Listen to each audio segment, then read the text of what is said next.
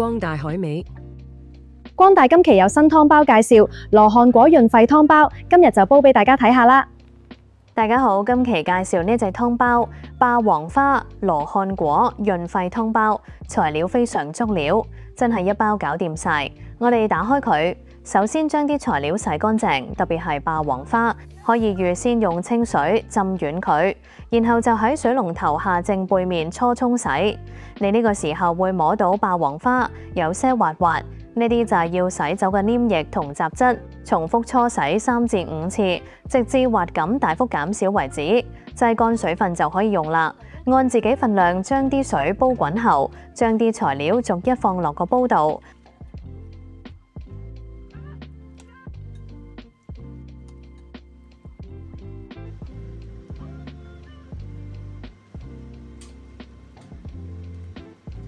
煲1個鐘頭，做法非常之簡單。呢煲湯既清潤又甘甜，大人細路最啱飲。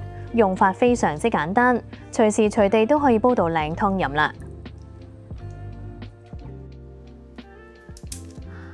光大養生湯料齊全，今日就落嚟門市買啦。同時記得點讚我哋光大海味啦。光大海味產品樣樣齊，蟲草、花膠、海參，自抵超優惠。